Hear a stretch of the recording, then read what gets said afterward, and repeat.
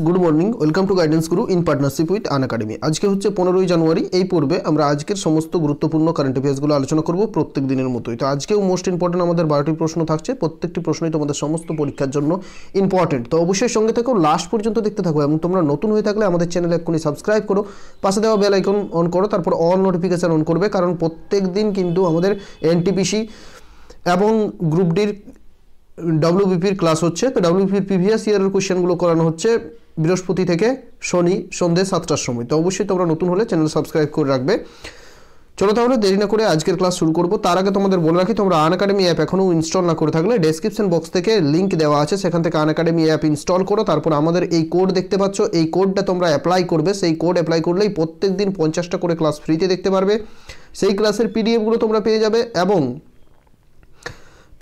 প্রত্যেক দিন quiz attend করতে পারবে এবং সপ্তাহের শেষে ম্যারাথন ক্লাস করতে পারবে। তো এতগুলো সুবিধা পাচ্ছে, এখনই ডেসক্রিপশনে যাও, আনএকাডেমি অ্যাপ ইনস্টল করো। চলো তাহলে আজকের ক্লাস শুরু করা যাক। আজকের প্রথম কোশ্চেন হচ্ছে, কোথায় ভারতের প্রথম ফায়ার পার্কের উদ্বোধন করা হলো? ফায়ার পার্কের উদ্বোধন করা হচ্ছে ভারতের কোথায় প্রথম? কারেক্ট আনসার কী হবে? ওড়িশাতে। Option B is the correct answer. ওড়িশায় ভারতের প্রথম ফায়ার পার্কের উদ্বোধন করলেন ওড়িশার মুখ্যমন্ত্রী নবীন পট্টনায়ক। তাহলে option B is the correct answer. Fire park শুনে অনেকেরই মনে প্রশ্ন জাগতে পারে, ফায়ার পার্কটা আবার কি? তো ফায়ার পার্ক হচ্ছে এটা ভারতের প্রথম ফায়ার পার্ক এবং এখানে আগুন থেকে বাঁচার যে প্রসেসগুলো, সেই প্রসেস সম্পর্কে প্রশিক্ষণ দেওয়া হবে এই ফায়ার পার্কে, ঠিক আছে। এবং এর সাথেই ওড়িশা সরকার অগ্নি সমসেবা নামক একটি পোর্টালও কিন্তু লঞ্চ করেছে। পড়ুয়া তথা জনগণকে আগুন থেকে রক্ষা পাওয়ার ও সুরক্ষার শিক্ষার জন্য এই ফায়ার পার্কের উদ্বোধন করেছে ওড়িশা। তাহলে অপশন বি কারেক্ট আনসার হলো। ওড়িশা যেহেতু উদ্বোধন করেছে, ওড়িশার কারেন্ট অ্যাফেয়ার্সগুলো একবার চটপট রিভিশন আমরা করব। চাঁদিপুরে MR-SAM মিসাইলের সফল পরীক্ষা করা হলো, মোস্ট ইম্পর্টেন্ট। ভারতের বৃহত্তম হকি স্টেডিয়াম তৈরি হচ্ছে ওড়িশার রাউরকেলাতে, এটাও মোস্ট ইম্পর্টেন্ট। মুখ্য সচিব নিযুক্ত হলেন সুরেশচন্দ্র মহাপাত্র, এটাও ইম্পর্টেন্ট। গঞ্জাম জেলায় রামলিঙ্গেশ্বর মন্দিরের উদ্বোধন করা হলো। তো এতগুলো ফ্যাক্ট জানতে পারলাম। ওড়িশার মুখ্যমন্ত্রী নবীন পট্টনায়ক এবং ওড়িশার বর্তমান গভর্নর হচ্ছেন গণেশী লাল, ওড়িশার রাজধানী ভুবনেশ্বর। নেক্সট কোশ্চেনে যাওয়ার আগে তোমাদের বলবো, তোমরা পিডিএফটা পাওয়ার জন্য ডেসক্রিপশনে লিঙ্ক দেওয়া আছে, সেখান থেকে তোমরা আমাদের টেলিগ্রাম গ্রুপে জয়েন করো। তোমরা অবশ্যই পিডিএফ পেয়ে যাবে এবং লাস্টে একটা কোশ্চেন জিজ্ঞেস করবো, সেই কোশ্চেনের উত্তর তোমরা প্রত্যেকে রিকোয়েস্ট তোমাদের প্রত্যেককে তোমরা কমেন্ট বক্সে জানাবে। চলো আজকের দ্বিতীয় প্রশ্ন, টেসলা ভারতের কোথায় প্রথম কার নির্মাণ কারখানা গড়ে তুলবে? টেসলা হচ্ছে বর্তমানে বিশ্বের সবচেয়ে মূল্যবান কার কোম্পানিগুলোর মধ্যে একটি বলতে পারো, সবচেয়ে মূল্যবান কার কোম্পানি। তো টেসলা কর্ণাটকের বেঙ্গালুরুকে সিলেক্ট করেছে তাদের কার কারখানা নির্মাণ করার জন্য। তাহলে option D is the correct answer. পৃথিবীর সবচেয়ে মূল্যবান কার মেকিং কোম্পানি বেঙ্গালুরুতে সাবসিডিয়ারি তৈরি করবে, যা কারখানা R&D ইউনিট তৈরি করার প্রথম স্টেপ। সাবসিডিয়ারি তৈরি করছে একটা, যা কারখানা তৈরি করার প্রথম স্টেপ, ঠিক আছে।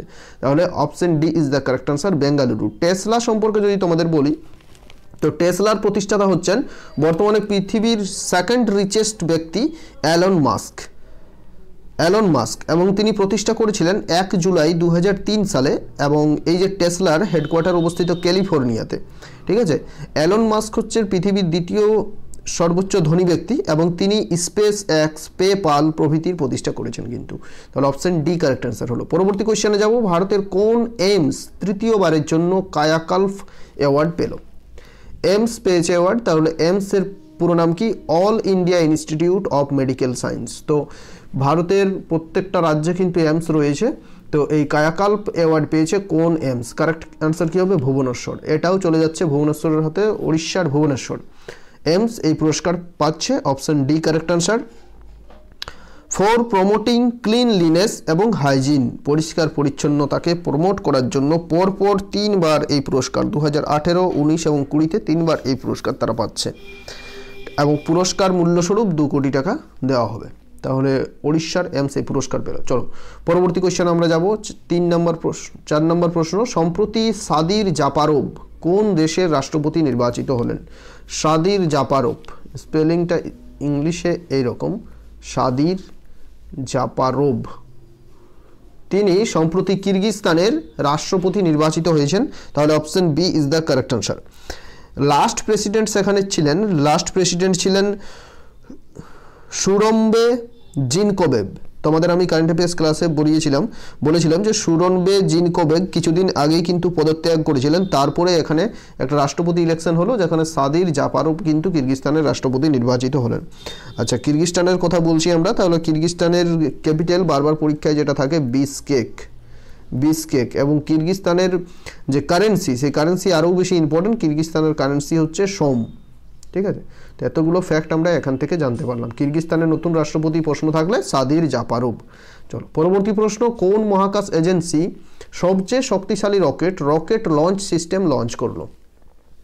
সবচেয়ে শক্তিশালী রকেট, যেটার নাম হচ্ছে রকেট লঞ্চ সিস্টেম, তো এটা কোন মহাকাশ এজেন্সি লঞ্চ করেছে? কারেক্ট আনসার হবে NASA. Option B is the correct answer, NASA launch করেছে। তাহলে নাসার পুরো নাম কি? National Aeronautics and Space Administration. National Aeronautics and Space Administration. NASA কত সালে প্রতিষ্ঠা হয়েছিল?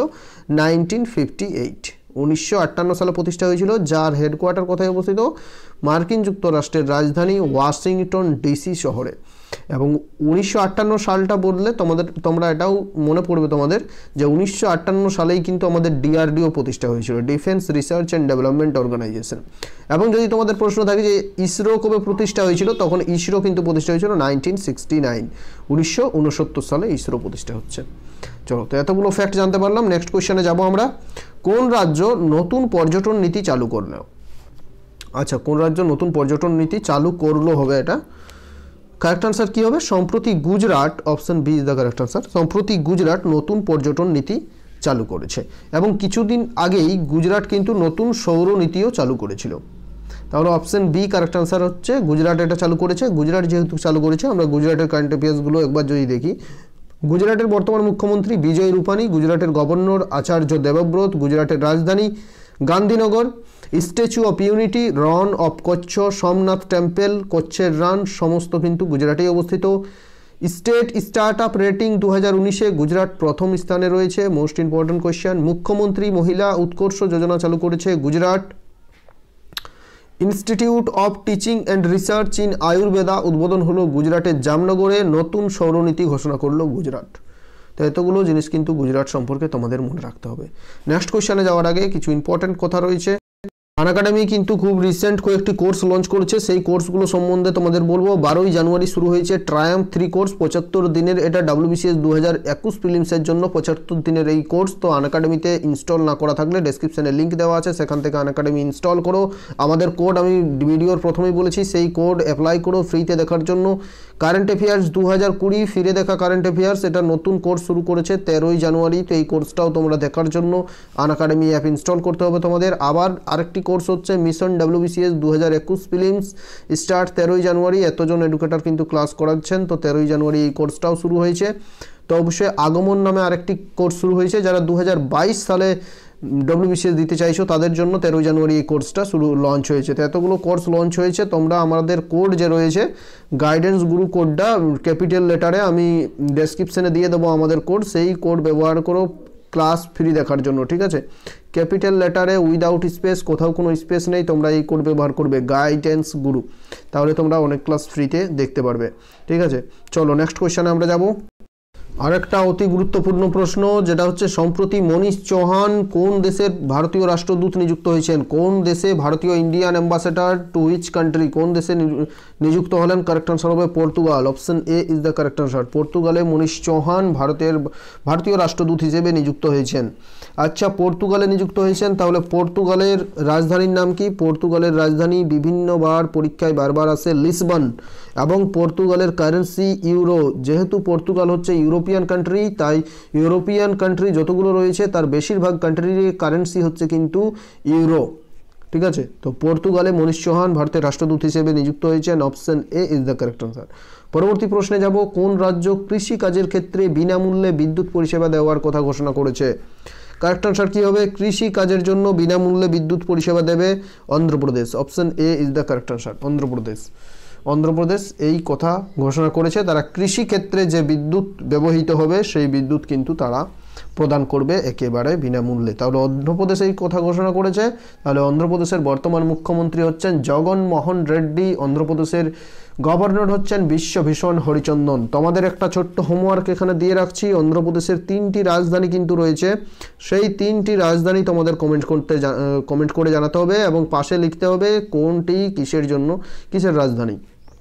লেজিসলেটিভ রাজধানী কি, এক্সিকিউটিভ রাজধানী কি এবং জুডিশিয়াল রাজধানী কি। তোমাদের এটাই হচ্ছে আজকের হোমওয়ার্ক, আমি দিয়ে রাখলাম। ঠিক আছে, এটাই হচ্ছে আজকের হোমওয়ার্ক, প্রত্যেকে কমেন্ট করে দেবে। বারবার তোমাদের বলেছি। এবং অন্ধ্রপ্রদেশ সম্পর্কে আমরা কারেন্ট অ্যাফেয়ার্সগুলো চটপট দেখব। জলকলা যোজনা তারা চালু করেছিল, জগন্না বিদ্যা কনুকা যোজনা তারা চালু করেছে, জগন্না থরু যোজনা তারা চালু হলো। অন্ধ্রপ্রদেশে কাডাপা জেলা জল সংরক্ষণের জন্য জাতীয় জল পুরস্কার পেল। এবং অন্ধ্রপ্রদেশ জল সংরক্ষণে সারা ভারতে প্রথম স্থান পেয়েছে। তুঙ্গভদ্রা পুষ্করম মহোৎসব পালন করা হলো অন্ধ্রপ্রদেশে। জগন্নাথ জীব ক্রান্তি যোজনাও চালু করা হয়েছে অন্ধ্রপ্রদেশে। হাইকোর্টের প্রধান বিচারপতি নিযুক্ত হলেন অরূপ কুমার গোস্বামী। তো অন্ধ্রপ্রদেশ হাইকোর্টের নতুন বিচারপতি, প্রধান বিচারপতি অরূপ কুমার গোস্বামী। তো তোমাদের হোমওয়ার্কটা তোমরা প্রত্যেকেই কমেন্ট করো, যেন প্রত্যেকেই কমেন্ট করে দিও। যেটা বললাম অন্ধ্রপ্রদেশের 3টি রাজধানী কমেন্ট করে জানাবে। নেক্সট হচ্ছে the population myth, Islam, family planning and politics in India. বইটি কে লিখেছেন? মোস্ট ইম্পর্টেন্ট একটি কোয়েশ্চেন। এই বইটি কে লিখেছেন? কারেক্ট আনসার কী হবে? S.Y. Qureshi. Option C is the correct answer.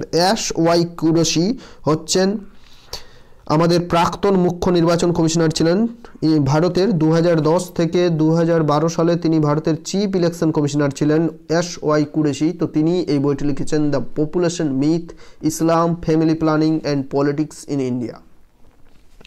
পরবর্তী প্রশ্নে যাব আমরা। 10 হুরুন গ্লোবাল 500 রিপোর্ট অনুযায়ী ভারতের কতগুলো কোম্পানি স্থান পেয়েছে? একটা হুরুন গ্লোবাল 500 রিপোর্ট প্রকাশিত হয়েছে, যেখানে 500 কোম্পানি রয়েছে। সেই 500 কোম্পানির মধ্যে ভারতের মাত্র 11টি কোম্পানি সেখানে স্থান পেয়েছে এবং যে 11টি কোম্পানি স্থান পেয়েছে তার মধ্যে রিলায়েন্স ইন্ডাস্ট্রিজ কিন্তু প্রথমে অবস্থিত। ঠিক আছে, এবং যদি প্রশ্ন থাকে তোমাদের যে হুরুন গ্লোবাল 500 রিপোর্টে যে দেশগুলো, এখানে যে দেশগুলো নিয়ে এই রিপোর্টটা করা হয়েছে সেই দেশের মধ্যে ভারত কততম স্থানে রয়েছে? তো ভারত কিন্তু সেখানে 10ম স্থানে রয়েছে, 10th র্যাঙ্ক করেছে। হুরুন গ্লোবাল ইন্ডেক্স যদি প্রশ্ন থাকে তখন ভারত হবে 10th। এবং ভারতের বিশ্বের 500টি কোম্পানির মধ্যে কতগুলো কোম্পানি স্থান পেয়েছে? তখন হবে 11টি। ঠিক আছে, চলো আজকের নেক্সট কোয়েশ্চেন হচ্ছে সম্প্রতি কোন রাজ্য সরকার চন্দ্রভাগা ও তালসের 2টি সমুদ্র সৈকত নির্মাণ করবে? Most important question. এখন থেকে তোমাদের কোয়েশ্চেনটা ইম্পর্টেন্ট হয়ে যাচ্ছে। নতুন কোয়েশ্চেন তোমরা একটা পেলে ভূগোলে প্রশ্ন থাকবে চন্দ্রভাগা বিচ বা তালসের সমুদ্র সৈকত কোথায় অবস্থিত? তখন কি হবে উত্তর? ওড়িশাতে। ওড়িশা সরকার 2টো বিচ, নতুন বিচ নির্মাণ করবে। তো এগুলো কিন্তু ওড়িশাতে। নতুন প্রশ্ন, ভূগোলে প্রশ্ন বাড়লো তোমাদের। তো ওড়িশা সম্পর্কে একবার একটু আগেই ডিটেলসে বললাম, তোমরা এটা একটু নিজেরা দেখে নিও পজ করে। এটা আমি একটু আগেই তোমাদের ডিটেলসে বলেছি, আর কিন্তু বলছি না। চলো পরবর্তী কোয়েশ্চেন আমরা যাব। 12 সম্প্রতি কে CISF এর প্রধান হিসেবে নিযুক্ত হলেন? CISF এর প্রধান হিসেবে কে নিযুক্ত হয়েছেন? কারেক্ট আনসার হবে Subodh Kumar Jaiswal. Option A is the correct answer. Subodh Kumar Jaiswal CISF এর প্রধান হিসেবে নিযুক্ত হলেন। তো CISF এর কথা আমরা বলছি, তাহলে CISF প্রতিষ্ঠা হয়েছিল 1969 সালে এবং যার হেডকোয়ার্টার অবস্থিত নিউ দিল্লি শহরে। তো আজকের আমাদের 12টা কোয়েশ্চেন কিন্তু শেষ হয়ে গেল। আমাদের ক্লাস ভালো লাগলে অবশ্যই তোমরা প্রত্যেকে লাইক করে তোমার বিভিন্ন বন্ধুদের যে সোশ্যাল মিডিয়া সাইটগুলোতে, হোয়াটসঅ্যাপ, ফেসবুকে কিন্তু শেয়ার করে দিও। ঠিক আছে, এবং আজকের হোমওয়ার্ক হচ্ছে একটা হোমওয়ার্ক আমি একটু আগেই তোমাদের দিয়েছি, অন্ধ্রপ্রদেশের 3টি রাজধানীর তোমাদের লিখতে হবে। এবং আজকের আরেকটি হোমওয়ার্ক হচ্ছে মোস্ট ইম্পর্টেন্ট কোয়েশ্চেন, কিন্তু এটাও আমি 5টে স্টার এখানে দিয়ে রাখবো। এটাই তোমাদের হচ্ছে হোমওয়ার্ক। তো তোমরা প্রত্যেকে এটাও কমেন্ট করো যে 2021-এ ভারতের মুখ্য প্রতিনিধি হিসেবে কে উপস্থিত থাকবেন? বরিস জনসন, জাস্টিন ট্রাডিও, চন্দ্রিকা প্রসাদ সন্তোখী, জো বাইডেন। তোমরা কারেক্ট আনসার প্রত্যেকেই কমেন্ট করো, এটাও কমেন্ট করো এবং এর সাথে কমেন্ট করবে যে অন্ধ্রপ্রদেশের 3টি রাজধানীর নাম কি। ঠিক আছে, তো থ্যাঙ্কস ফর ওয়াচিং ফ্রেন্ডস। শেষ পর্যন্ত দেখার জন্য তোমাদের ধন্যবাদ। অবশ্যই শেয়ার করো। আমাদের ডেসক্রিপশানে লিঙ্ক দেওয়া আছে টেলিগ্রাম গ্রুপে জয়েন করার, তো প্রত্যেকে কিন্তু টেলিগ্রাম গ্রুপে মাস্ট জয়েন করবেই, এবং আমাদের যে কোডটা আমি ডেসক্রিপশানে দিয়ে রাখবো সেই কোড তোমরা আনএকাডেমিতে অ্যাপ্লাই করবে, তাহলে কিন্তু ক্লাসগুলো ফ্রিতে দেখতে পারবে। প্রত্যেক দিন 50টার বেশি ক্লাস তোমরা ফ্রিতে দেখতে পাবে এবং পিডিএফগুলো পেয়ে যাবে। Thank you.